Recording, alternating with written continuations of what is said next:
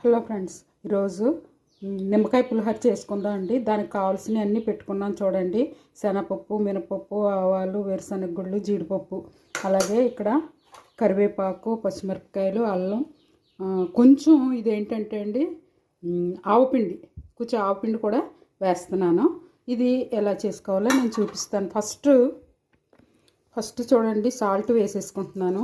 ఆ తర్వాత కొంచెం పసుపు కూడా వేడన్నంలో పసుపు వేసేసి కాసేపు అది చల్లారే వరకు ఉంచితే సరిపోతుంది అనమాట. అలాగే కొంచెం ఆయిల్ కూడా వేసేసుకుంటాను. కొంచెం ఆయిల్ కూడా ఇలా వేసేసి పెడితే మనకి రైస్కి అదంతా పట్టి చక్కగా ఉంటుంది అనమాట. చల్లారుతుంది. ఈ లోపల ఇదంతా కలిపేస్తాను. చల్లారాక అప్పుడు మనం చూడండి, కలిపేసాను. మొత్తం ఆయిల్, పసుపు, ఉప్పు అన్నీ దీనికి పట్టింది. ఇప్పుడు ఇది ఇలా ఉంచుకొని మనం పోపులు వేసుకుందాం. ఇలా వేసుకుంటే కరెక్ట్గా అన్నం అంతా కలిసిపోద్ది అనమాట. చూడండి, ఫస్ట్ పల్లీలు వేసాను, తర్వాత జీడిపప్పు, శనగపప్పు, ఆవాలు ఇవన్నీ వేసేసుకుందాం. ఇవన్నీ వేసేసుకుంటే పల్లీలు కొంచెం లేట్గా వేగితే అందుకని ఫస్ట్ వేసాను. ఇది వేపేసుకున్నాక తర్వాత మళ్ళీ ఏం చేయాలో చూపిస్తాను. ఇదిగో చూడండి, పప్పులన్నీ వేగిపోయి తీసి మనం అన్నంలో వేసేసుకుందాం. ఇప్పుడు మనం పచ్చిమిరపకాయలు, కరివేపాకు, కొంచెం అల్లం ముక్కలు ఇవన్నీ వేసి మళ్ళీ అది ఫ్రై అయ్యాక మళ్ళీ ఇది వేసేసుకుందాం.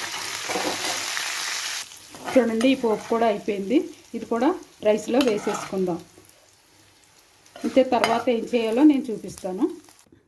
చూడండి, ఈ పోపులు అన్నీ వేసేసాను కదా, ఇదంతా చక్కగా కలిపేసుకుని కాస్త ఇంకా చల్లగా అయ్యాక నిమ్మరసం, అలాగే నేను పెట్టుకున్న ఆవపిండి కలుపుతాను.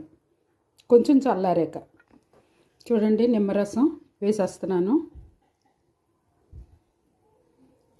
ఇది నిమ్మకాయ పులిహోర అనమాట.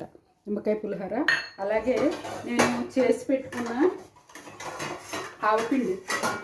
ఆవపిండి మామూలుగా ఈ చింతపండు పులిహోరకే చేస్తారు అనుకుంటారు, కానీ దీనికి కూడా వేసుకుంటే చాలా బాగుంటుంది అనమాట. ఈ ఆవపిండి వేయడం వల్ల మంచి టేస్ట్, మంచి వాసన కూడాను. ఇదంతా బాగా మిక్స్ చేసుకుని మనకి చూపిస్తాను. ఇంకాను చూడండి, అంతా కలిపేసాను. నిమ్మకాయ పులిహోర టేస్ట్ చేద్దాము. బాగుందండి, చాలా బాగుంది.